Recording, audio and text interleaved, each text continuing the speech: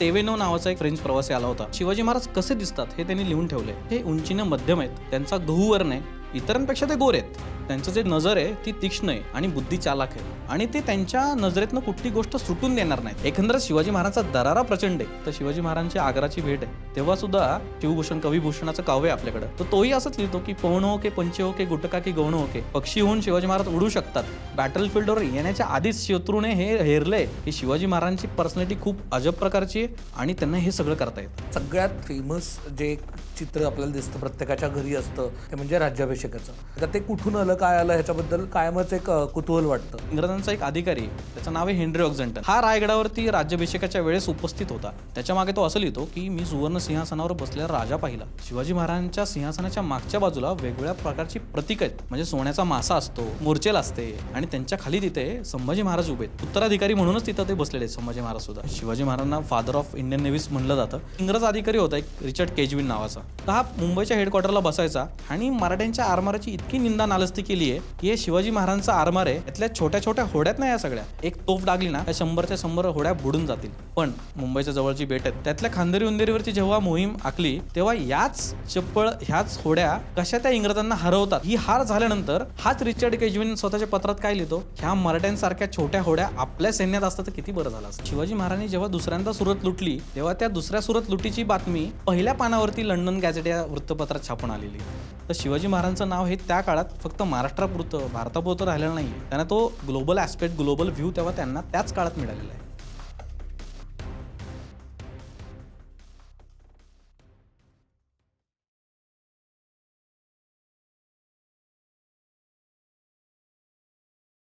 Hello hi hello नमस्कार. तुमच्या सगळ्यांचं मनापासून खूप खूप स्वागत आहे द मुक्त मोक्ष म्हणजे स्टार्टच्या या नव्या कोऱ्या एपिसोडमध्ये. आजचा विषय इतका महत्त्वाचा, इतका जवळचा, इतका आपुलकीचा आहे अखंड महाराष्ट्रासाठी. आपण छत्रपती शिवाजी महाराजांचं नाव घेतलं की आपल्याला कायम एक एक वेगळीच ऊर्जा तयार होते आणि त्या ऊर्जेबद्दलच आज खरं तर एपिसोड आहे की छत्रपती शिवाजी महाराजांबद्दल परक्यांनी काय लिहिलं आहे. परक्यांच्या दृष्टीतनं शिवाजी महाराजांना समजून घेण्याचा प्रयत्न आहे की शिवाजी महाराजांच्या जे महान कर्तृत्व आहे त्याच्याबद्दल वेगवेगळ्या ठिकाणी काय काय नोंदी सापडतात, काय काय पद्धतीने त्यांची वर्णन आहेत हे समजून घेण्याचा आणि आपल्या लाडक्या जाणता राजाबद्दल अजून एका पद्धतीने त्याची छटा समजून घेण्याचा हा एक प्रयत्न आहे. आणि ह्याच विषयावरती बोलायला आज आपण आमचे मित्र इतिहास संशोधक लेखक रोहित पवार यांना बोलवलेलं आहे. नमस्कार. त्यांचं एक पुस्तक आहे फॉरेन बायोग्राफीज ऑफ शिवाजी नावाचं. त्यांनी शिवाजी महाराजांबद्दल जेवढ्या फॉरेन बायोग्राफीज आहेत त्याच्यावरती अभ्यास करून त्या सगळ्या नोंदी एकत्र आणण्याचा प्रयत्न केलेला आहे आणि त्याचबद्दल आज आपण बोलणार आहोत. खरं तर तुमचं खूप खूप स्वागत आहे. Thank you so much. आणि अर्थात शिवाजी महाराज आपल्या सगळ्यांच्या अतिशय जवळचे आहेत. आपण सगळे त्यांचा आदर करतो. त्यामुळे जरीही आपण परकीयांच्या नजरेतनं शिवाजी महाराज यांचा शोध घेण्याचा प्रयत्न करत असलो तरी आपल्याकडे लिहून गेलेल्या इतिहासात त्यांच्या ज्या काही नोंदी आहेत त्यांचा अनादर करण्याचा आमचा अजिबात उद्देश नाही. त्याच्यामुळे कृपया त्या अर्थाने या एपिसोडला घेऊ नका. याच्यासोबत आपण परकीयांच्या दृष्टीतनं कसे शिवाजी महाराज दिसतात हे शोधण्याचा आजच्या एपिसोडमध्ये प्रयत्न करूया. एक तर छत्रपती शिवाजी महाराज आपल्या सगळ्यांच्या जिव्हाळ्याचा विषय. आपण आपल्याकडे महाराष्ट्रात सुद्धा बऱ्याच लोकांनी त्यांच्याबद्दल लिहिलं आहे. म्हणजे मेहेंदळेंपासून आपल्या आत्ताचे बाबासाहेब पुरंदरेंपर्यंत वेगवेगळ्या शिवचरित्रांमधून आपण शिवाजी महाराज पाहिलेले आहेत. आपल्या शाळेत अभ्यासाला होते ते. त्याच्यामुळे आणि वेगवेगळ्या गोष्टींमधनं ते कायम समोर येत राहिले. पण ज्यावेळेस आपण परकीयांच्या नजरेतनं शिवाजी महाराज म्हणतो त्यावेळेस परकीयांच्या नजरेतनं शिवाजी महाराज समजून घेणं का महत्त्वाचं आहे. म्हणजे आपल्याकडे इतक्या वेगवेगळ्या पद्धतीनं इतक्या वेगवेगळ्या माणसांनी त्यांचं वर्णन तर केलेलंच आहे. आपल्याकडे इतिहासात त्याची नोंद आहे. पण मग परकीयांच्या नजरेतनं काय वेगळे शिवाजी महाराज दिसतात. ह्या परकीय लोकांची फिलॉसॉफी ना ही खूप क्युरिओसिटीने भरलेली आहे. आता ते परकीय जेव्हा असतात तेव्हा ते जेव्हा भारतात येतात आहेत तेव्हा त्यांच्यासाठी आपण परकीय आहेत. त्याच्यामुळे हे परकीय कसे असतील ही जिज्ञासू वृत्ती त्यांच्यामध्ये जास्त आहे. भारतीय फिलॉसॉफी कशी आहे की व्यक्तिचरित्र जास्त चित्रण करत नाहीत, भौतिक इतिहासाबद्दल तेवढा भर देत नाहीत. त्याच्यामुळे झालं असं की हे जे सगळे परकीय लोक त्या काळात येतात आहेत, फिरतात आहेत, अधिकारी म्हणून वावरतात आहेत, तेव्हा होतं आहे असं की त्यांना ती जिज्ञासू वृत्ती कायम एक वेगळं पण बघण्याची सवय देते की मला हे दिसलं मग मी लिहून ठेवायला पाहिजे. मला ही वेगळी गोष्ट दिसली, हा माणूस असा वेगळा दिसला मला. त्याच्यामुळं परकीय लोक जेव्हा आपल्याकडं वेगळ्या ॲस्पेक्टने बघतात तेव्हा त्याच्यामध्ये तितका प्रिज्युडाइज भाव नाही आहे त्याच्यामध्ये की तितकं ते पूर्वगृह दशित नाही आहे. त्याच्यामुळे शिवाजी महाराजांचं चरित्र जेव्हा आपण मांडायचा प्रयत्न करतो तेव्हा आपल्याला जेत्यांचा म्हणजे मराठ्यांच्या कागदपत्रांचा, जित्यांचा म्हणजे आपण मुघलांचा म्हणू आपण, तर त्यांचं सगळ्यांचं मिश्रण होत असताना जेव्हा थर्ड अँगल आपल्याला मिळतो तेव्हा मला वाटतं इंटरेस्टिंग गोष्टी अजून खोलायला सुरुवात होते. वेगवेगळ्या इंटरेस्टिंग नोंदी त्यातनं सापडतात. शिवाजी महाराज कसे दिसतात हे मला वाटतं की इतक्या परकीय लोकांनीच मांडून ठेवलंय, तितकं मराठी डॉक्युमेंट्समधनं ते तितकं येत नाहीये. बरोबर. आणि सगळ्यात महत्त्वाचं हे पण आहे ना की जेव्हा आपण एस्पेशली वेस्टर्न लोकांबद्दल बोलतोय, युरोपियन लोकांबद्दल बोलतोय, त्यांची स्टाईल ऑफ हिस्ट्री पण ही नोंदी करण्याची आहे आपल्याकडे. आणि आपण त्या लिजरमध्ये पण नाही आहेत, कारण का ते निवांत एक पर्यटनासाठी, पर्यटन नाही, ते क्युरिओसिटी पोटी आलेत आपल्याकडे किंवा व्यापारासाठी आले, त्यामुळे त्यांच्याकडे ती लिजर पण आहे की ते लिहू शकतात. जे आपल्याकडे ऑलरेडी घमासान युद्ध चालू आहे, त्यामुळे लिहायला कोणाला वेळ नाही आहे. बरोबर. तो धामधुमीचा काळ आहे. इंटरेस्टिंग गोष्ट अशी की ह्या लोकांनी नोंदी करत असतानाच जसं आपल्याकडे आज वृत्तपत्र घरी येतं, सकाळ जो काही कुठला पेपर येत असेल आपल्या घरी, अशा प्रकारचं वृत्तपत्र शिवाजी महाराजांच्या काळात सुद्धा होतं.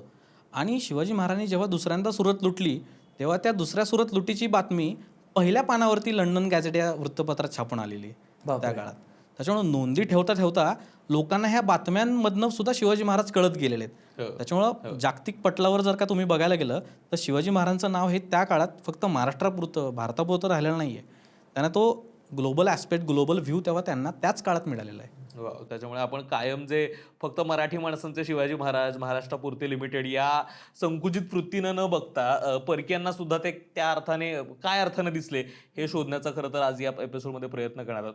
आता इतिहास म्हणलं की त्याच्यामध्ये जेत्यांचा इतिहास असतो आणि जितांचा असतो. बरोबर.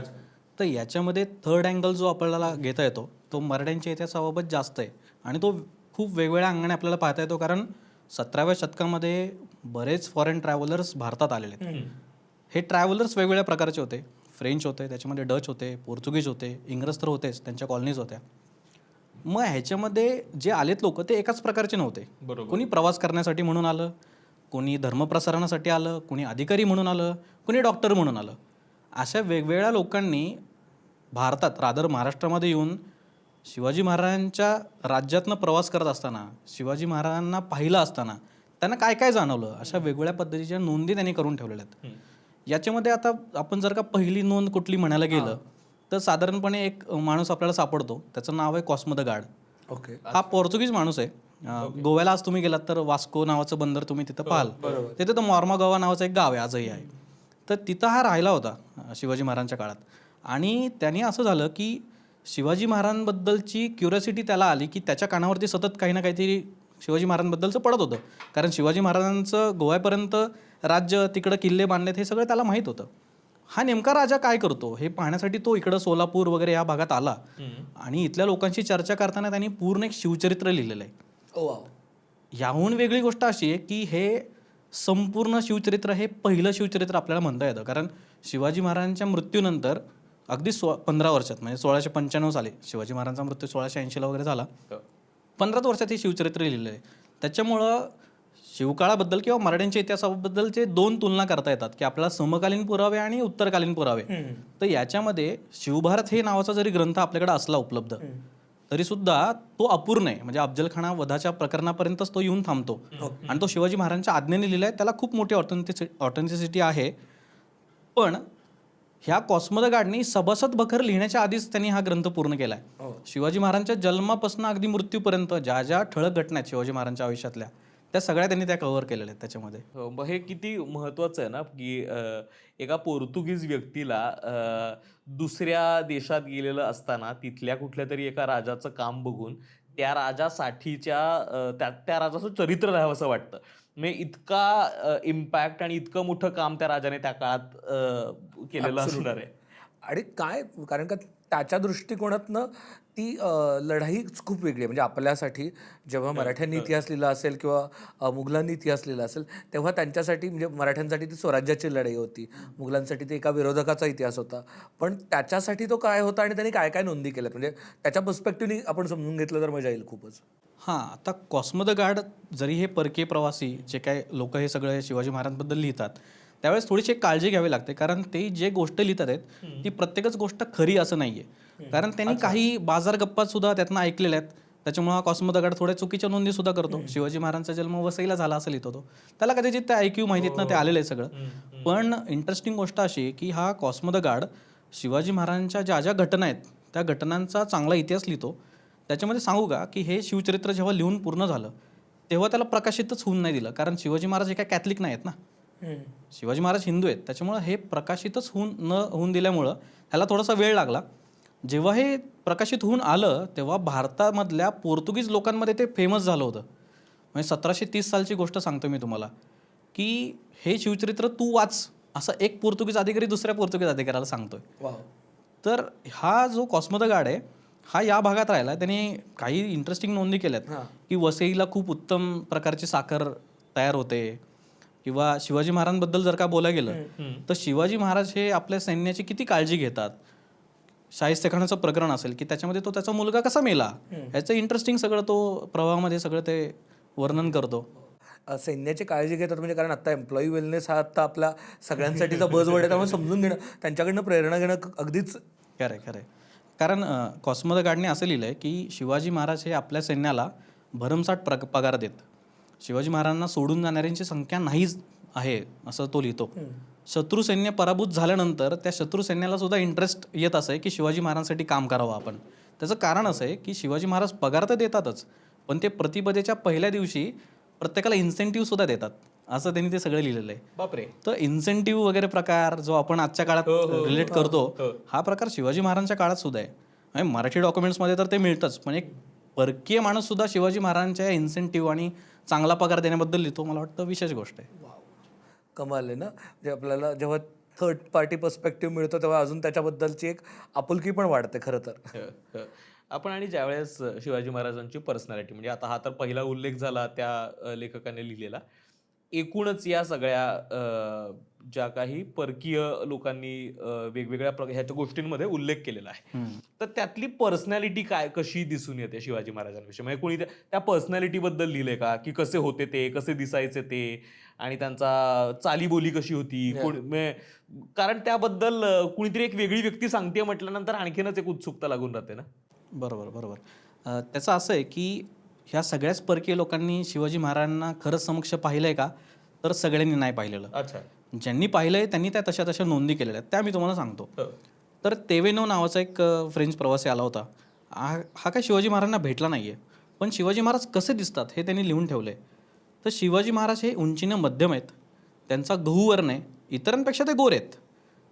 त्यांचं जे तीक्ष्ण नजर आहे ती तीक्ष्ण आहे आणि बुद्धी चालाक आहे. तर असं त्या तेवेनोनं शिवाजी महाराजांना न बघताच एवढं सगळं लिहून ठेवलंय. पण मग अर्थातच जरी तेवेनो हे सगळं लिहित असला त्याला दुजोरा म्हणून जे इतर परकीय प्रवासी जे शिवाजी महाराजांना भेटलेत त्यांनी शिवाजी महाराजांबद्दल लिहून ठेवलं. जसं मनुची हा एक इटालियन प्रवासी आला होता, तोही शिवाजी महाराजांना भेटला होता. हेनरी ऑक्झेंटन हा रायगडावरती राज्याभिषेकाच्या वेळेस आला होता, त्यांनीही लिहून ठेवलंय. हर्बर्ट डी यागर जो डच अधिकारी आहे ह्यांनी सुद्धा शिवाजी महाराजांचं वर्णन सगळं करून ठेवलंय. एकंदरच ह्या सगळ्या परकीय प्रवाशांबद्दल किंवा या सगळ्या अधिकाऱ्यांबद्दल बोलायला गेलं तर शिवाजी महाराजांचा पर्सोना जो पर्सनॅलिटी दिसते ती भेदक नजर, चाणाक्ष बुद्धी, त्यांची उंची मध्यम आहे कशी दिसायचे ह्यावरून म्हणायला गेलं तर, त्यांचे डोळे तीक्ष्ण आहेत आणि ते त्यांच्या नजरेतनं कुठली गोष्ट सुटून देणार नाहीत, कुठला मुद्दा सुटून देणार नाहीत हे त्याची काळजी घेतात. असं त्यांचं एकंदर चरित्र आपल्याला दिसतं त्याच्यातनं. आणि फिजिकल ॲट्रिब्यूट्स बद्दल काही कुठे नोंदी आहेत का? हो, म्हणजे तेवेनोने जसं लिहिलं की नजर कशी त्यांची, किंवा ऑक्झेंटनच्या याच्यामध्ये दाढी टोकदार आहे त्याची. हर्बर्ट डी यागरने सुद्धा तसंच वर्णन केलेलं आहे. सगळ्यांची वर्णनं मिळती जुळतात. म्हणजे आज आपण शिवाजी महाराजांचं जे चित्र पाहतो ते ह्या सगळ्या वर्णनांना मिळतं जुळतंय. त्या काळातलं कुठलं पोर्ट्रेट नाही आहे ना आपल्याकडे? मराठ्यांच्या काळात पोर्ट्रेट्स नाही आहेत, म्हणजे मराठ्यांच्याकडचे पोर्ट्रेट शिवाजी महाराजांचे नाही आहेत. पण त्या काळात असं आहे की आपला काळच इतका धामधुमीचा आहे त्याच्यामुळं कलेला वाव मिळायला तेवढी उसंतच नाही आहे. तुम्ही बघायला गेलं तर शिवाजी महाराजांच्या जन्मापासून राज्याभिषेकापर्यंत घडामोडी सुरू आहेत. राज्याभिषेकाच्या वेळेस खऱ्या अर्थानंच तयारी आला आपल्या मराठी शाहीला, आणि त्यानंतर लगेचच शिवाजी महाराजांनी दक्षिण दिग्विजयची मोहीम घेतली आणि ती जवळपास 2.5 वर्ष चालली. या सगळ्या धामधुमीच्या काळामध्ये आपल्या मराठ्यांनी एखादं शिवाजी महाराजांचे चित्र काढले असं तरी नाही आहे. पण शिवाजी महाराज जेव्हा सुरतला गेलेत तेव्हा सुरतेला डच अधिकाऱ्यांनी शिवाजी महाराजांना पाहिलेलं आहे. शिवाजी महाराज जेव्हा दक्षिणेत गेलेत तेव्हा गोवळकोंड्याच्या लोकांनी शिवाजी महाराजांना पाहिलेलं आहे. त्याच्यामुळे गोवळकोंडा शैलीतली काही चित्र आपल्याकडे उपलब्ध आहेत, किंवा मी जसं आधी म्हणलं की डचांची काही चित्र उपलब्ध आहेत. याच्यामध्ये मी जसं मगाशी म्हणालो की एक इटालियन प्रवासी म्हणूची नावाचा आला होता. यांनी 56 चित्रांचं एक कलेक्शन तयार केलं होतं. त्याच्यामध्ये सगळे मुघल अधिकारी असतील, याच्यामध्ये त्यांनी शिवाजी महाराजांचं सुद्धा चित्र काढून घेतलं. तर त्याच्यामध्ये असं शिवाजी महाराज घोड्यावर बसलेत आणि त्यांच्या हातामध्ये कशी ती तलवार आणि दांडपट्टा आहे, असं ते छान चित्र त्यांनी सगळं काढून घेतलं.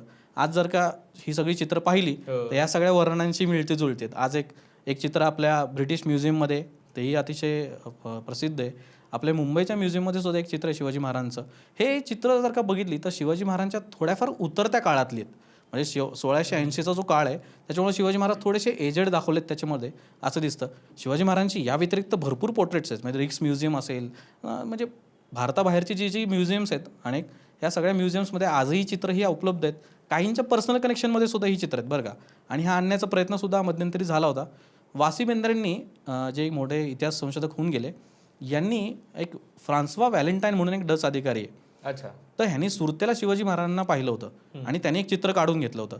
तर ते चित्र या वासी बेंद्रेंनी त्यांच्या काळामध्ये प्रसिद्ध केलं आणि ते शिवाजी महाराजांचं खऱ्या अर्थानं पहिल्यांदा चित्र म्हणून समोर आलं. राईट. आपण चित्राबद्दलच बोलतोय तर तेव्हा आपल्याकडे सगळ्यात फेमस जे एक चित्र आपल्याला दिसतं, प्रत्येकाच्या घरी असतं, ते म्हणजे राज्याभिषेकाचं.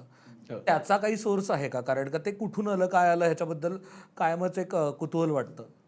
हां, आता जवळपास महाराष्ट्रातल्या अनेक लोकांच्या घरांमध्ये हे राज्याभिषेकाचं चित्र आणि तो सगळा नजारा दिसतो की शिवाजी महाराज कसे सिंहासनाधीश्वर झालेले आहेत. समोर त्यांचे सगळे अधिकारी लोक उभे आहेत, गागाभट्ट त्यांच्या शेजारी उभे आहेत, संभाजी महाराज त्यांच्या इथं उभे आहेत.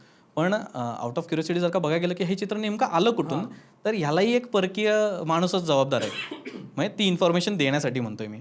जरी इंग्रज लोकांनी, मी असं म्हणेन की ते मराठ्यांचे शत्रूच होते आणि शिवाजी महाराजांनी त्यांना चांगलं ओळखलं होतं, तरीसुद्धा इंग्रजांचा एक अधिकारी, त्याचं नाव आहे हेनरी ऑक्झंटन, हा रायगडावरती राज्याभिषेकाच्या वेळेस उपस्थित होता आणि तो त्याची डायरी लिहायचा रोजनिशी. आणि ह्या डायरीतनं ते सगळं वर्णन आलेलं आहे. ओके. तर ते मी तुम्हाला सांगतो. त्याची थोडीशी पार्श्वभूमी सांगावी लागेल. कारण शिवाजी महाराजांनी, जसं मी म्हणलं की इंग्रजांशी एक अंतर राखून होते आणि शत्रूच मानत होते. तर शिवाजी महाराजांनी राजापूरची एक वखार लुटली होती. ही इंग्रजांची वखार होती आणि ही वखार लुटल्यानंतर हुबळीची पण अजून एक वखार होती, ती पण शिवाजी महाराजांनी लुटली होती. या वखारीची एक भरपाई द्या म्हणून एक हे इंग्रज लोक मागं लागले होते. म्हणून त्यांचा एक सर्वात, म्हणजे हे हेनरी ऑक्झंटनच्या आधी टॉमस निकल्स नावाचा एक अधिकारी आला होता, रायगडावरती आला होता. महत्त्वाची गोष्ट अशी की ही लोक जेव्हा येतात ना, तेव्हा आपल्याला त्यातनं इतिहास तर कळतोच, पण आपल्याला ते कुठल्या मार्गाने आलेत ना त्या काळात, ह्याचं एक आपल्याला चित्र आपल्याला इमेजिन करता येतं. कारण तो जसा आलाय ना, चौलला उतरला, मुंबईवर निघाला, मग तो पुढं अष्टमी गावात आला, मग गांगवली गावात आला, मग निजामपूरला, म्हणजे निजामपूर आणि मग गांगवली, असं करत तो रायगडला पाचाडपर्यंत आला. म्हणजे पाचाड आज आपण बेस समजतो, तर किल्ल्याचाच एक पार्ट आहे. तर तो आला टॉमस निकल्स आणि तो लिहितो की 1 वर्ष आधी आलाय बरं का तो राज्याभिषेकाच्या, आणि हे सगळं करार वगैरे मंजूर करून घेण्यासाठी. तिकडेच होता? नाही, वर्षभर नव्हता तो. राज्याभिषेकाच्या 1 वर्ष आधी आला. त्याचं काम काय करायचं होतं त्याला, की त्याला भरपाई घ्यायची होती शिवाजी महाराजांकडनं आणि काही करारावरती सिग्नेचर्स घ्यायच्या होत्या, मान्यता घ्यायची होती. तर तो आल्यानंतर तो लिहितो की ह्या रायगड इतका अभेद्य आहे, हा इतका उंच आहे की ह्याचे दगड जर का पाहिला तर शिवाजी महाराजांनी त्याला एक भिंत तयार केली 24 फुटांची. त्याला पॅरल 40 फुटांवरती आणखीन एक भिंत, म्हणजे दुहेरी बांधकाम शिवाजी महाराजांनी केलंय. म्हणजे साधारण आपल्याला एक इमॅजिन करता येतं की गड कसा अभेद्य होता आणि राज्याभिषेकाच्या 1 वर्ष आधीपर्यंत हा गड तयार आहे बांधून शिवाजी महाराजांचा. आणि रायगडासारखा गड राजधानी शिवाजी महाराजांनी निवडला, त्याच्यामागं वेगवेगळी उदाहरणं, वेगवेगळे कारणं असतील, पण टॉमस निकल्सनी त्याचा अभेद्यपणा असा लिहिलाय की हा गड जर का पुरेशा साठ्यानिशी जर का लढवला गेला तर तो संपूर्ण जगाविरुद्ध लढवता येईल. बापरे. इतकं सुंदर वाक्य त्यांनी लिहिलेलं आहे. कारण हा टॉमस निकल जेव्हा आला त्याचं काय काम तेव्हा झालं नाही, शिवाजी महाराजांनी त्याला नकार दिला. पण पुन्हा या इंग्रजांनी पुन्हा तगादा लावला आणि त्यांचा एक दुभाषा होता. आजच्या काळात बघा आपण कसे ट्रान्सलेटर असतात, फ्रेंच शिकतो आपण, वेगवेगळ्या भाषा शिकतो. तर शिवाजी महाराजांना दुसरी भाषा कळावी आणि शिवाजी महाराजांची भाषा ही इंग्रजांना कळावी, यासाठी एक ट्रान्सलेटर होता, त्याचं नाव आहे नारायण शिंदवी. हा इंग्रजांसाठी काम करत होता आणि टॉमस निकल सोबत तो आला होता बरं का. मग टॉमस निकल्स रिटर्न गेला आणि ह्या नारायण शिंदवीने मग लिहिलंय पुढं की मग तो पुढच्या वर्षी आला परत जेव्हा नारायण शिंदवी, अगदी राज्याभिषेकाच्या 2 महिने आधीची गोष्ट आहे बरं का ही. हा आल्यानंतर तिथं असं झालं की त्याला कळालं की शिवाजी महाराज आता स्वतःला राज्याभिषेक करून घेणार आहेत. त्याने ताबडतोब एक रिपोर्ट पाठवला मुंबईला एक इंग्रजांचा हेडक्वार्टर होतं की शिवाजी महाराज आता स्वतःला राज्याभिषेक करून घेणार आहेत. त्यांचा गड वगैरे तर सगळा तयार झालेलाच आहे. तर तुम्ही एक काम करा, तुम्ही चांगला नजराणा पाठवा आणि हेनरी ऑक्झंटा नावाच्या अधिकाऱ्याला पाठवून द्या. 1,000-1,200 रुपयाचा चांगला नजराणा पाठवा बरं का, असं तो लिहितो. त्याच्यात ॲडिशन म्हणून तो असं लिहितो की नजराण्यामध्ये कुठला अरबी घोडा वगैरे पाठवू नका. शिवाजी महाराजांकडे भरपूर घोडे आहेत, अरबी घोडे भरपूर आहेत. त्याच्यामुळे तुम्ही जर का असं कुठला घोडा पाठवला ना तर ते त्यांच्या कुठल्या तरी सैनिकाला अधिकाऱ्याला ते गिफ्ट म्हणून देऊन टाकतील. तुम्ही चांगला हिऱ्यांचा वगैरे नजराणा पाठवा. इंग्रजांनी तसं केलं आणि खरं हा हेनरी ऑक्झंटन मग तेव्हा पिक्चरमध्ये येतो. ओके. मग आता इंटरेस्टिंग गोष्ट सगळी सुरू होते की हा हेनरी ऑक्झंटन पुन्हा त्याच मार्गे कसा आला आणि तो चौलला जेव्हा होता तेव्हा चौल पोर्तुगीजांच्या ताब्यात होतं आणि मराठ्यांच्या ताब्यात सुद्धा होतं. तर मराठ्यांच्या भीतीने हे चौल 8 वाजताच इथले लोक झोपी जातात आहेत, म्हणजे संध्याकाळ व्हायच्या आतच लवकरच इथले लोक झोपी जातात आहेत असं तो लिहितो. हा पूर्ण अष्टमी, गांगवली, पाचाड असं करत तो आला रायगडला. आणि रायगड राज्याभिषेकाच्या काही दिवसच आधी तो आला आहे, अगदी 10-12 दिवस आधी. तर तो असं लिहितो की मला इथं समजलं पायथ्याला की शिवाजी महाराज हे प्रतापगडच्या भवानीस छत्र अर्पण करायला गेलेत. आपल्याला सगळ्यांना माहीत असेल की शिवाजी महाराजांची भवानी भक्ती प्रचंड होती आणि प्रतापगडवर त्यांनी भवानी मातेचं मंदिर पण बांधलं होतं. त्या भवानी मातेला राज्याभिषेकाच्या आधी आपण 1.25 मन सोन्याचं म्हणजे छत्र अर्पण करू यासाठी शिवाजी महाराजांनी तो प्रयत्न केलेला दिसतो. हा मराठ्यांच्या डॉक्युमेंट्समध्ये पण येतो उल्लेख आणि ह्या परकीयांच्या डॉक्युमेंट्समध्ये पण येतो. हा हेनरी ऑक्झंटन पुन्हा मग गडावरती गेला आणि तो लिहितो की इथं खूप गरम आहे, म्हणजे इथं खूपच गरम होते आणि मला ते सहनच होत नाही आहे. शिवाजी महाराजांनी त्याची व्यवस्था खूप लांबवर करून ठेवली होती. मग आज तुम्ही भवानी टोक वगैरे बघितलं तर त्या भागात कुठेतरी त्याची व्यवस्था राहण्याची केली होती. ह्याला आपल्या मराठ्यांचा अधिकारी नारायण पंडित, निराजी पंडित आहेत, ते येऊन त्याला सांगतात की उद्याच्या दिवशी तू लवकर उठ आणि राज्याभिषेक शिवाजी महाराज सिंहासनात ईश्वर होणार आहेत तर तू तिथं ये, तुझा जो काय नजराणा वगैरे तो घेऊन ये. आणि इथून सगळं खरं सुरुवात होती त्या चित्राची आता की तो जेव्हा त्या राजसदरेत, आज तुम्ही रायगडला गेलात तर तुम्हाला राजसदर दिसेल, तिथून तो एंटर झाला त्या नगरखाण्यातनं, तेव्हा त्यांनी जे जे पाहिलं ते त्यांनी त्याच्या रोजनिशीत नोंदवून ठेवलं आहे. ते इतकं महत्त्वाचं आहे कारण तो जेव्हा आत गेला तेव्हा त्यांनी ते सुवर्ण सिंहासन पाहिलं शिवाजी महाराजांचं. त्याच्यामागे तो असं लिहितो की मी सुवर्ण सिंहासनावर बसलेला राजा पाहिला. सगळ्यांनी अतिशय चांगल्या पद्धतीचे कपडे घातलेत, भरजरी कपडे घातलेत. शिवाजी महाराजांच्या सिंहासनाच्या मागच्या बाजूला वेगवेगळ्या प्रकारची प्रतीक आहेत. एका राजाची जी प्रतीकं असतात, म्हणजे सोन्याचा मासा असतो, इन्सिग्निया आहेत. हां, मोर्चेल असते किंवा न्यायदानाची प्रतीकं असतात. ही सगळी प्रतीकं मी पाहिली. शिवाजी महाराजांच्या शेजारी तिथं मोरपंत पिंगळे म्हणजे त्यांचे पेशवे उभे आहेत. त्यांच्या बाजूला त्यांचा एक ब्राह्मण म्हणजे जे गागा भट्ट आहेत ज्यांनी राज्याभिषेक केला ते उभे आहेत. आणि त्यांच्या खाली तिथे संभाजी महाराज उभे आहेत. ते उत्तराधिकारी म्हणूनच तिथं ते बसलेले आहेत संभाजी महाराज सुद्धा. आणि तिथून ते सगळं त्या दरबाराचं वर्णन करून तो जेव्हा बाहेर येतो तेव्हा तो बघतो त्या नगरखान्याच्या बाहेर की इथं 2 हत्ती आहेत. म्हणजे रायगडासारख्या किल्ल्यावरती 2 हत्ती असण्याचं तो एक वेगळंच कुतूहल तो हे करतो की हे हत्ती आणले कसे असतील असा मला प्रश्न पडलाय, असं तो लिहितो. बापरे, केवढं व्हिज्युअल लिहिलंय त्यांनी. आणि म्हणजे जे आता ते आपण जे चित्र बघतो घरी ते खरं तर वर्णनातनं तयार झालेलं चित्र आहे. तुम्ही ते चित्र जर का नीट पाहिलं तर त्याच्यामध्ये एक इंग्रज अधिकारी शिवाजी महाराजांना मुजरा करतोय आणि तो एक कदाचित अंगठीही दाखवत असेल. तर ती अंगठी त्यांनी शिवाजी महाराजांना भेट देण्यासाठी आणली होती आणि ती अंगठी वर काढल्यानंतर ती कदाचित चमकली आणि शिवाजी महाराजांचं लक्ष त्या ऑक्झंटनकडे गेलं आणि त्याला ते शिवाजी महाराजांनी जवळ बोलून घेतला आणि नजराणा स्वीकारला. बापरे, हे किती सुंदर डिटेल्ड वर्णन आहे मला वाटतं राज्याभिषेकाचं. आणि खरं तर त्या काळात समकालात होऊन गेलेल्या माणसाने ऍक्च्युअल लिहिलेलं वर्णन आहे. त्याच्यामुळे हे गोष्टी स्वरूपात पुढे पास न होता कुणीतरी त्याच्या नोंदी केलेल्या त्या काळात तो प्रसंग अनुभवून, बापरे, मग हे अंगावर काटा येऊ शकतो याने. शत्रूच्या गोटातला असला तरी सुद्धा त्याला थँक्स म्हणावं लागेल इनडायरेक्टली आपल्याला की त्यांनी एवढे डिटेल्ड वर्णन दिलं. कारण सभासद बकरीत म्हणजे मराठ्यांच्या डॉक्युमेंट्समध्ये असे इतके बारीक सारीक उल्लेख नाहीत. मराठा राजा पातशाह झाला, छत्रपती झाला, ही गोष्ट सामान्य झाली नाही असं सभासद म्हणतो. चिटणीस बकरीतही बऱ्यापैकी उल्लेख आहेत आणि राज्याभिषेकाला किती खर्च आला एवढंच लिहिलेलं आहे. पण इतकं डिटेल्ड वर्णन मला वाटतं या परकीय माणसांकडनंच मिळतं आपल्याला. आणि जेव्हा आपण आता राज्याभिषेकाबद्दल बोलतोय, त्यांच्या प्रतिमेबद्दल बोलतोय, त्यांचं वर्णन कसं दिसायचं, त्यांच्या डिफेन्स स्ट्रॅटेजीजबद्दल, त्यांच्या राजनीतीबद्दल किंवा राज्यशास्त्राबद्दल काही नोंदी आहेत का? कारण का त्यांच्या दृष्टिकोनात खूप वेगळे दिसले असणार आहेत ना, कारण का ते बघताना ते वेगळेच ऑब्झर्वेशन्स असणार आहेत. हो, कारण ह्याचं उदाहरण द्यायचं झालं तर आणखीन एक प्रवासी आला होता महाराष्ट्रात शिवाजी महाराजांच्या काळातच. मला असं वाटतं की फ्रेंच लोकांना बरीच फिरायची आवड दिसते बरं का, कारण ह्या सगळ्या परकीय लोकांमध्ये फ्रेंचांचा वरचष्मा आहे. भरपूर फ्रेंच लोक आलेत. त्यातला एक ॲबेकॅरे नावाचा एक फ्रेंच प्रवासी या ठिकाणी आला होता आणि तो समुद्रातनं इथं उतरला. त्याला चौलकडनं राजापूरला प्रवास करायचा होता तर अर्थात आज बघा तुम्ही कुठल्याही देशात तुम्हाला जायचं असेल तर विजा लागतो आपल्याला. बरोबर. तर त्या काळातही कुठल्या राजाच्या बाउंड्रीजमधनं तुम्हाला जायचं असेल तर तुम्हाला परवाना काढायची गरज असे. तर अशाच प्रकारचा परवाना काढण्यासाठी आता हा सगळा भाग आहे ना प्रदेश शिवाजी महाराजांच्या अधिपत्याखाली होता. त्याच्यामुळं परवाना काढणं गरजेचं होतं. हा ॲबेकारे शिवाजी महाराजांच्या एका कचेरीत गेला, कदाचित ऑफिसमध्ये गेला. तिथल्या अधिकाऱ्याशी झालेलं संभाषण त्यांनी त्याच्या ट्रॅव्हलॉगमध्ये लिहून ठेवलेलं बरं का, प्रवास वर्णन आहे त्याचं ॲबेकारेचं. आणि तो असं म्हणतो की तुमच्या राजाचा इथला सुपीक प्रदेश मी इथं पाहिला, मी ह्या आरमार वगैरे पाहिलं, मी समुद्रामार्गेच आलेलो आहे. तर तुमच्या राजाचं नेमकं ध्येय काय, तुमच्या राजाचं स्वप्न काय, म्हणजे शिवाजी महाराजांचं स्वप्न काय असं तो शिवाजी महाराजांच्या अधिकाऱ्यालाच विचारतोय. या अधिकाऱ्याचं उत्तर असं आहे की आमच्या राजाला सिंधू नदीपासून बंगालच्या उपसागरापर्यंत राज्य करायचं आहे. हा मोठा ब्रॉड कॅनव्हासचा विचार आपल्याला आज कळतो, पण एका परकीय माणसाने त्या काळातही तेच लिहून ठेवलेलं आहे. म्हणजे शिवाजी महाराजांचं जे ध्येय होतं दिल्लीकडे जाण्याचं, दिल्लीची स्वप्न मराठ्यांना होतीच, सुरुवातीपासूनच होतं. शिवाजी महाराजांच्या काळातही दिसतं, संभाजी महाराजांच्या काळात, राजाराम महाराजांच्या काळात आणि पुढच्या काळातही दिसतंच ते स्वप्न.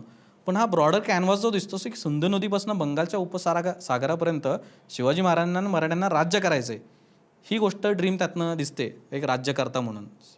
वाव. आणि डिफेन्स स्ट्रॅटेजीजबद्दल काही इंटरेस्टिंग नोंदी आहेत का, की कशा पद्धतीने लढाया करत होते, कशा पद्धतीने त्यांचं सैन्य राबवलं जात होतं. म्हणजे आपण गनिमी कावा एवढंच ऐकतो, बाकी काही.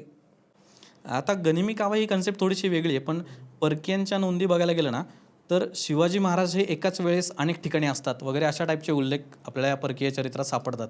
की गनिमी कावा म्हणजे काय बेसिकली, की हिट अँड रन टॅक्टिक्स आहेत बेसिकली त्या सगळ्या, की शत्रू जेव्हा सावध नाही आहे तेव्हा त्याच्यावरती अटॅक करायचा आहे.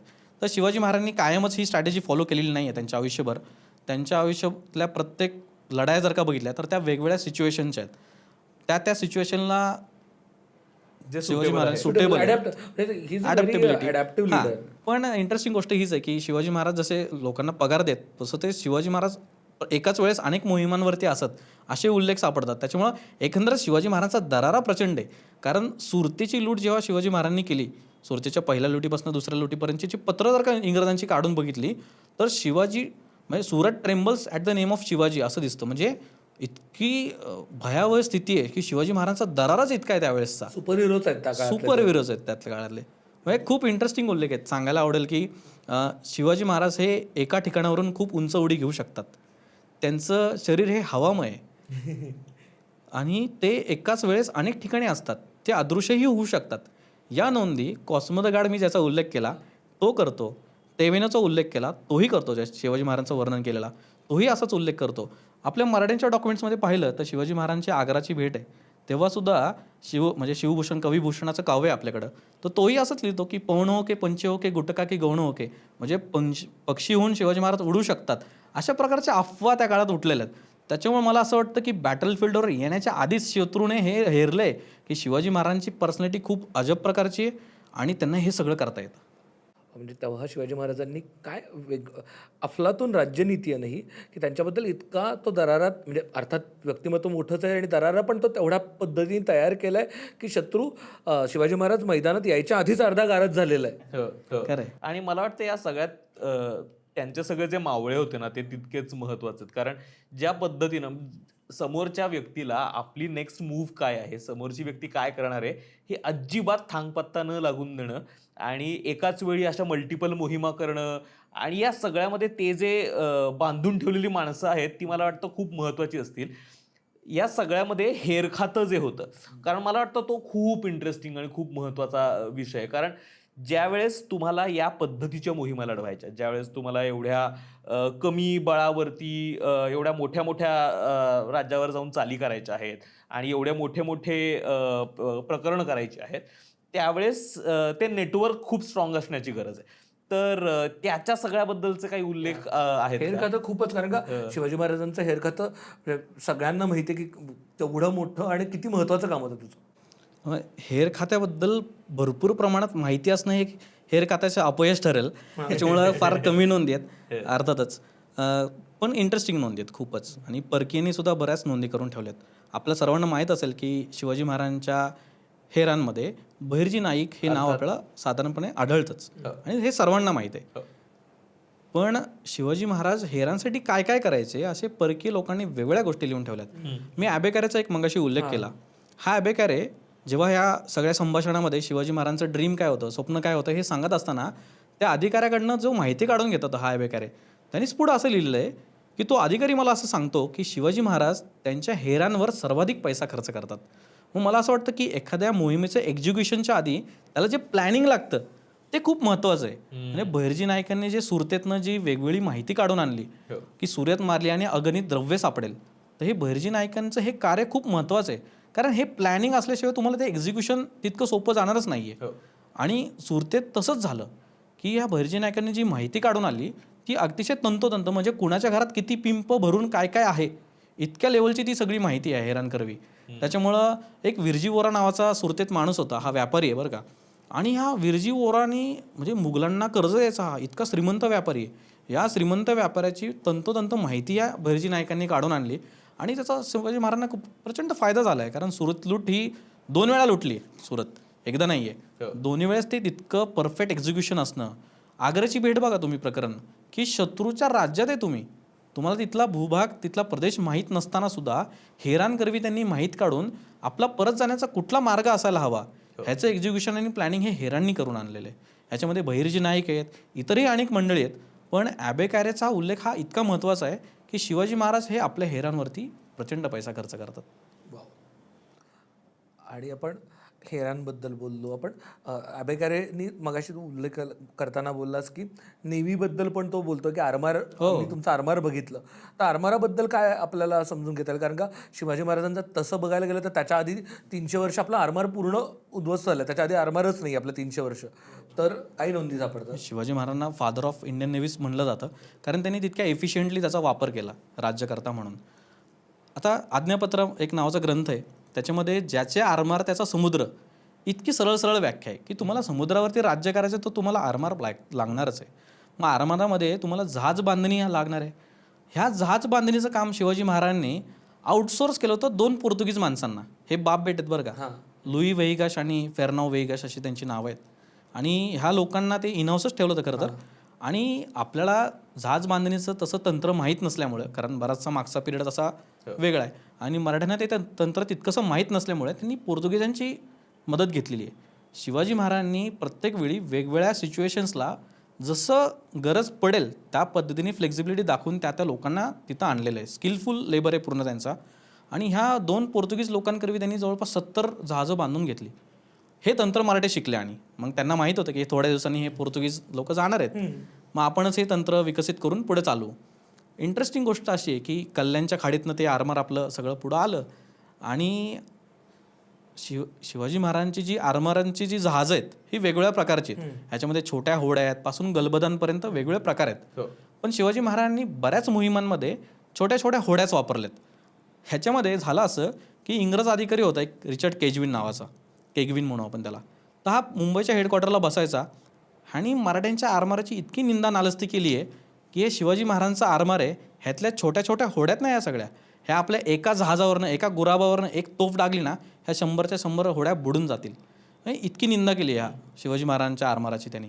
पण आता इंटरेस्टिंग बघा काय आहे की काही वर्षांचाच काळ लोटला आहे आणि शिवाजी महाराजांनी खांदेरी उंदेरी म्हणजे नॉर्थला मुंबईच्या जवळची बेट आहेत त्यातल्या खांदेरी उंदेरीवरची जेव्हा मोहीम आखली तेव्हा ह्याच होड्या कशा त्या इंग्रजांना हरवतात.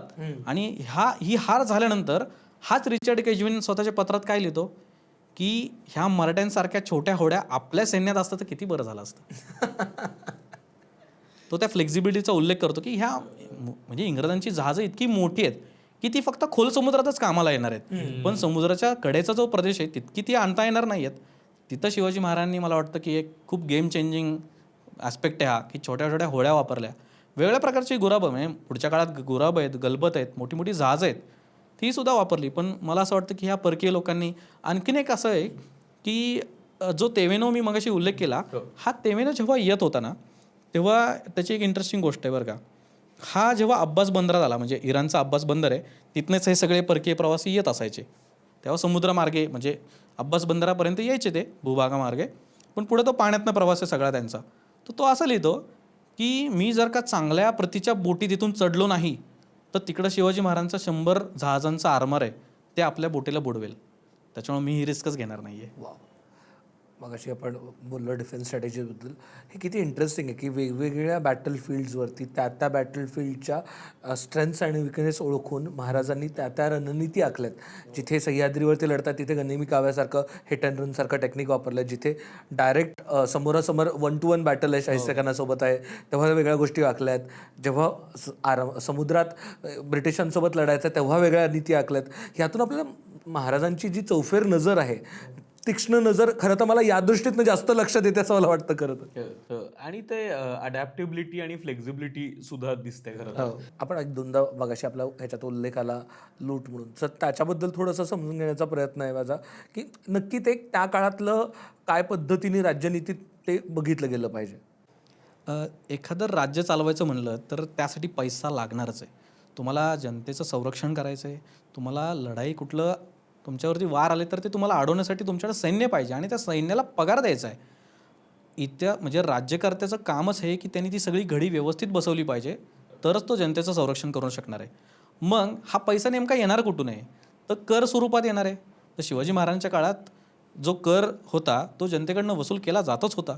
पण या व्यतिरिक्त जे वेगवेगळे उपाय आहेत द्रव्य आपल्या स्वराज्यात आणण्याचे, अगदी शिकुरनीतीपासून आपल्याला उल्लेख दिसतात की लूट करून म्हणजे शत्रूच्या प्रदेशात जाऊन लूट करणं हे राज्यकर्त्याचं कामच आहे आणि त्यातनं तुम्हाला द्रव्य सापडणारच आहे.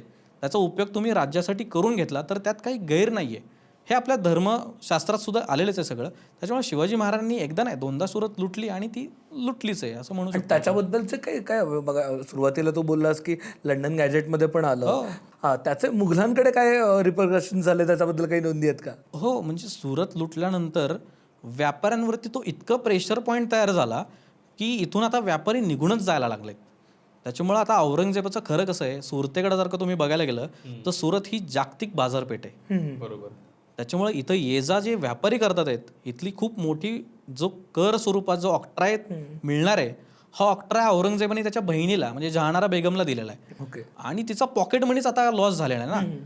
अर्थातच हा एक पर्सनल अटॅक तर होताच शिवाजी महाराजांनी सुरतेवरती करण्याचा. त्याच्यामुळे त्याला लूट म्हणता म्हणता आपण त्याला मोहिमे सुद्धा म्हणू शकतो. हा खूप मोठा डॅमेज दिलेला आहे मुघलांना. सोबतच झालं असं की इथले व्यापारी सगळे इथून जायला लागले, तेव्हा त्यांना अडवण्यासाठी तिथंच राहा हे सांगण्यासाठी औरंगजेबाला पुढचे 1 वर्ष त्यांना कर माफ करावा लागला. बापरे. यासोबतच औरंगजेबाने त्यांना पुढचे 3 वर्ष मी तुम्हाला कर कमी घेईन ह्याचं आश्वासन देतो, पण तुम्ही इथंच थांबा. म्हणजे औरंगजेबाला ह्या सुरत लुटीचं डॅमेज कंट्रोल करण्याची वेळ आली. राईट. आणि आता आपण जसं परकीयांबद्दल बोलतोय तेव्हा आपण खरं तर तेव्हा परकीय म्हणलं तर आपण फक्त युरोपियन्सबद्दल बोलतोय, पण त्यावेळेला काही उत्तरेतल्या राज्यांच्या नोंदी असतील किंवा दक्षिणेतल्या किंवा पूर्वेकडच्या लोकांनी काही वेगळ्या नोंदी केल्यात का महाराजांबद्दल? आहेत. म्हणजे शिवाजी महाराजांना बुंदेलखंडातनं छत्रसाल बुंदेला हा एक राजा भेटायला आला होता आणि छत्रसाल बुंदेला म्हणजे मस्तानीचे वडील बरं का. तर हे छत्रसाल बुंदेला शिवाजी महाराजांचा पर्सोना आणि त्यांचं एकंदरच रेस्पेक्ट बघून आणि त्यांच्यासाठी मी आता काम करणार आहे, कारण इकडं तर माझ्या प्रदेशात तर मुघल मला खूपच त्रास देतात आहेत. त्याच्यामुळे मी एक काम करतो, मी आता मुघलांचं सोडून इथं मी आता मराठ्यांना जाऊन मिळतो आणि त्यांच्या सैन्यात रुजू होतो, नोकरी करतो. हां, नोकरी करतो आणि ती नोकरी द्या असं म्हणण्यासाठी तो छत्रसाल बुंदेला इकडं महाराष्ट्रात आला होता. आणि शिवाजी महाराजांची प्रेरणा घेऊनच हे सगळं त्यांनी पुढं चालवलं. शिवाजी महाराजांनी त्याला नकार दिला की तू तुझ्या प्रदेशात जाऊन तुझी भूमी मुक्त कर, तुझ्या रयतेचं तूच संरक्षण कर, काही लागलं तर मी आहे. हे लिहून ठेवत असताना छत्रसाल प्रकाश नावाचा ग्रंथ तयार झाला आणि त्याच्यातनं शिवाजी महाराजांची ही सगळी गोष्ट खूप प्रेरणादायी गोष्ट आहे ही छत्रसाल प्रकाशमधनं आपल्याला कळते. म्हणजे जसं आपल्या भारतातलाच आहे पण महाराष्ट्रातला माणूस नाही ना हा, त्याच्यामुळे तो थोड्याशा अजून वेगळ्या अँगलने याकडे बघतो. जसं हा छत्रसाल बुंदेला म्हणजे उत्तरेतनं मध्य प्रदेशचा वरचा भाग, उत्तर प्रदेशच्या इकडचा, त्या बुंदेलखंडातनं हा माणूस येतो इकडं. यासोबतच आसामचा एक भाग आहे बरं का. ह्या आसाममध्ये अहोम डायनेस्टी तेव्हा काम करत होती. ह्या अहोम डायनेस्टीमध्ये लाचित बडफुकन नावाचा एक सेनापती असायचा. तर हा सेनापती तिथं त्या इटाखुली आणि ब्रह्मपुत्रेच्या इथं ती नाविक लढाई झाली आणि त्यांनी मुघलांना कसं हरवलं याची प्रेरणा सुद्धा शिवाजी महाराजच आहेत. बापरे. आसाममध्ये आज ह्या लाचित बडफुकनला जर का तुम्ही गेलात गुवाहाटीला तर त्याचा पुतळा आहे तिथं त्या नदीवरती, तर याला आसामचा शिवाजी म्हणतात आजही. क्या बात आहे. हा, असमचे तेव्हा तो शिवाजी मुघलांशी महाराज- लढला, हो. कोणाशी लढला तिथे? तिथे दिलेर खान आणि शाहिस्ते खान हे सगळे तिकडे लोक गेले होते. त्यानंतर अर्थात इथं तर शाहिस्ते खानाची बोटात छाटली गेली आणि तिथं त्यांनी चांगला पराक्रम दाखवण्याचा प्रयत्न केला, पण त्यातही तो फसला आणि त्या नाविक लढाईत तो हारला. आता शाहिस्ते खानाचा उल्लेख केला, तसं शाहिस्ते खान म्हणजे आपल्याला या शाळेत, मला तर आता ते शाळेतलं पुस्तक आठवतंय, चौथीचं पुस्तक आठवतंय. चौथीचं पुस्तक आठवतंय. त्यातले एक एक धड्यांची पानं मी खरं तर आता मेमरीमधनं चालतोय. तसं शाहिस्ते खानाच्या त्याच्या बोटं छाटण्याचा जो प्रसंग होता किंवा अफजल खानाच्या वधाचा जो प्रसंग होता, या सगळ्याबद्दलच्या काही नोंदी पण परकीयांच्या नोंदींमध्ये आढळतात का? हो. कॉस्मो द गार्ड, तेवेनो ह्या सगळ्या लोकांनी, बऱ्याच लोकांनी अफजल खान वध, शाहिस्ते खान प्रकरण हे खूप डिटेलमध्ये वर्णन केलेलं आहे. आता त्याच्यामध्ये IQ माहिती सुद्धा आहे बरं का. पण अफजल खान प्रकरणाबद्दल थोडीशी पार्श्वभूमी सांगायची झालं तर अबे कॅरे हा जो फ्रेंच प्रवासी इथं आलाय, हा अबे कॅरे जेव्हा विजापूरच्या प्रदेशातनं फिरत होता, तर तेव्हा तिथे त्यांनी अफजल खानाला शिवाजी महाराजांच्या मोहिमेवरती, म्हणजे शिवाजी महाराजांना मारण्यासाठीच तो आला होता इकडं स्वराज्यात.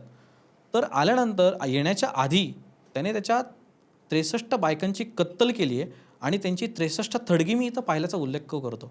आजही जर का तुम्ही गेलात विजापूरला, तर तिथे तुम्ही कोणालाही विचारलं की इथं 60 कबर कुठे आहे, तर ते ठिकाण तुम्हाला आजही बघायला मिळतं. तर हे 60 म्हणजे त्यांनी इतक्या क्रूरपणे त्याच्या बायकांची हत्या केली ते सगळी, आणि मग तो इथल्या मोहिमेवरती आला आहे. तर अबे कॅरेचा हा उल्लेख मला वाटतं की तिथला समकालीन आहेच आणि आजही त्याला प्रत्यंतर पुरावाही सापडतो. हा अबे कॅरे इतका इंटरेस्टिंग प्राणी आहे की हा विजापुरातनं फिरत फिरत इकडनं मुंबईला वगैरे येतो.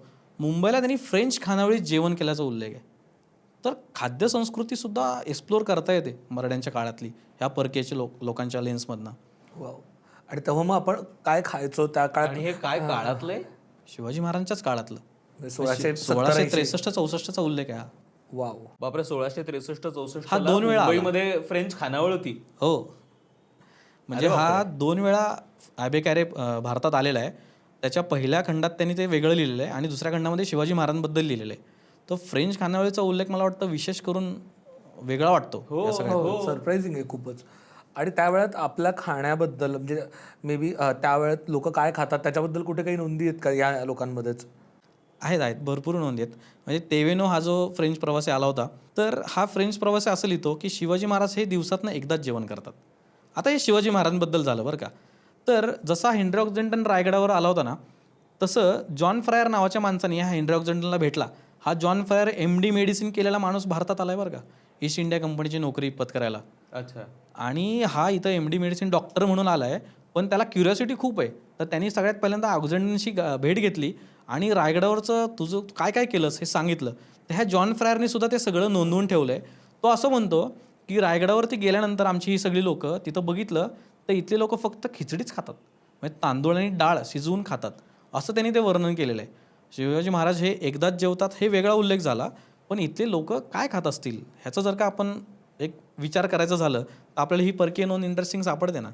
पण जरी आपल्या इथली लोक गरीब आहेत आणि त्या काळातली सगळी ही खात असतील, तरी ह्या लोकांनी मात्र स्वतःसाठी मटण मागवले बरं का रायगडावरती. ती खूप इंटरेस्टिंग गोष्ट आहे की हे लोक राज्याभिषेकाच्या वेळेस जेव्हा गडावर आले तेव्हा आम्हाला काय ह्या डाळ भातातनं काही मिळणार नाही आहे, आम्ही असेच मरून जाऊ ह्याच्यातनं, इथलं पाणी इतकं डेंजर की आम्हाला तिथनं काही रोगराई पसरेल असं ते लिहितात. पुढं ते असं लिहितात की मग आम्ही विनंती केली शिवाजी महाराजांना की आम्हाला इथं मटणाची वगैरे व्यवस्था करून द्या तुम्ही. तर महाराजांनी ती सगळी व्यवस्था लावून दिली. तर रायगडाच्या पायथ्याला तिथनं खालनं एक खाटीक माणूस यायचा आणि तो या सगळ्या लोकांना मांस पुरवायचा, या इंग्रज लोकांना, हेनरी ऑक्झेंटन आणि त्यासोबत जे 2-3 लोक आले होते. तर हे इतकं मटण खायचे की तो खाटीक खालनं बिचारा चढत आला, तो वयस्कर माणूस आहे, आणि तो बघायला आला की अरे हे मटण खाणारे लोक आहेत तरी काय, प्रकरण काय आहे हे. बापरे. प्रत्येक गोष्ट काहीतरी त्या काळाबद्दल एक छोटंसं म्हणजे ते पझलमधले एक एक पीसेस ॲड होत चाललेत आपल्या दृष्टिकोनात. खरंच म्हणजे आता आपण ऑलमोस्ट शेवटाकडे चाललोय. तर ज्यावेळेस ही कुठल्याही परकीयांची उदाहरणं घेतली आपण, तर ह्या सगळ्यामध्ये असे काय वेगळे शिवाजी महाराज दिसतात जे आपल्याला इतर गोष्टींमध्ये नाही दिसलेले आहेत, किंवा आपल्याला जो इतिहास परिचित आहे, माहीत आहे, त्याच्यापेक्षा वेगळे शिवाजी महाराज कसे सापडतात, आणि त्यातनं काय बोध घेण्यासारखं आहे. म्हणजे खरं तर इतकं मोठं अफाट व्यक्तिमत्व आहे ना त्यांचं, की इतक्या कमी लाईफस्पॅनमध्ये, आयुष्यामध्ये एवढं मोठं जे काही कार्य केलेलं आहे आणि ते आपण आता 300-350 वर्ष झाले तरी ते आपण कधीच विसरू शकणार नाही असं ते खरं तर आहे आणि इतकं ते हृदयाच्या जवळ आहे. तर ज्यावेळेस परकीयांच्या नजरेतनं त्यांना बघण्याचा प्रयत्न करतो त्यावेळेस त्यातनं काय बोध घेण्यासारखं आहे आणि अशा काय वेगळ्या गोष्टी त्यातनं सापडतात.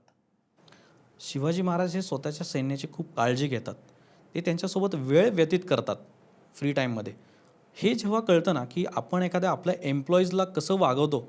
शिवाजी महाराजांची जर का तुम्ही पत्र काढून पाहिलीत, तर बाजीप्रभू देशपांडेंचं पत्र आहे आपल्या माणसाला, की तुला काय झालं युद्धामध्ये, तर सांभाळणारे शिवाजी महाराज आहेत, तुझ्या फॅमिलीची काळजी घेणार आहेत. दक्षिण दिविजयाला जेव्हा महाराज गेलेत, तेव्हासुद्धा जेव्हा जेद्यांचा मुलगा तिथं पडला, तेव्हा शिवाजी महाराज ती मोहीम करून सगळ्यात पहिल्यांदा जेद्यांचं सांत्वन करायला तिथं आलेले आहेत. तर शिवाजी महाराजांचा हा काळजीवाहू भाव हा मला वाटतं ह्या परकीने सुद्धा टिपलेला आहे.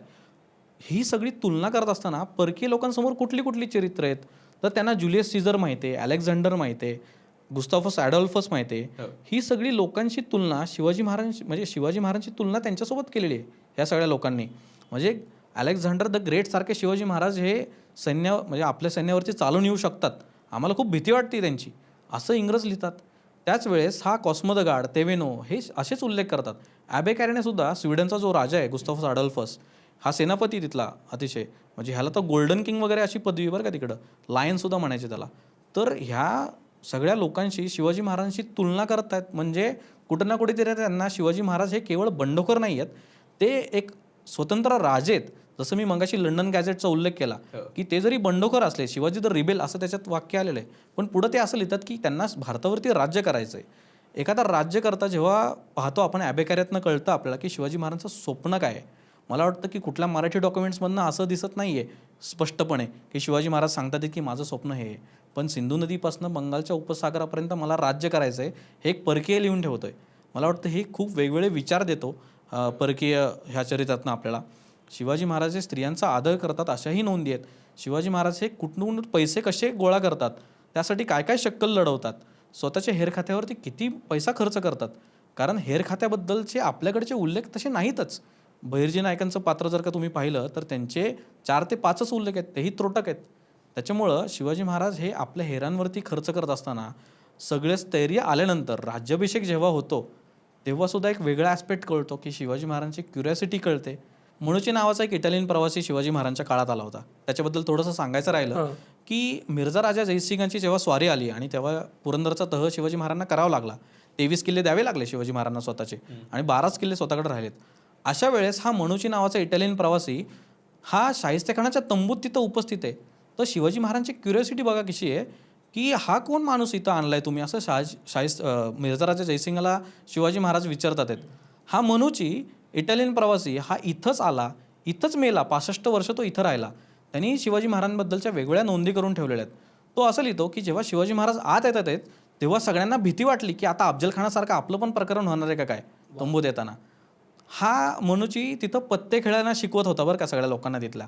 इटालियन माणूस आहे, वेगळा अजब आवली आहे. म्हणजे हा जेव्हा अहमदाबादला जातो तेव्हा तिथले लोक रक्ताच्या उलट्या करतात आहेत, काय तोंडातनं रक्त काय येते ह्यांच्या. पुढे जाऊन त्याला कळतं की हे लोक पान खातात आहेत. अरे बापरे. अशा इथले लोक काय खातात, काय करतात, ह्याचे वेगवेगळे ॲस्पेक्ट मला वाटतं की ह्या परकीय लोकांच्या दृष्टिकोनातून आपल्याला दिसतात. आणि रादर शिवाजी महाराजांबद्दल सुद्धा खूप चांगल्या चांगल्या गोष्टी या लोकांनी लिहून ठेवलेल्या आहेत.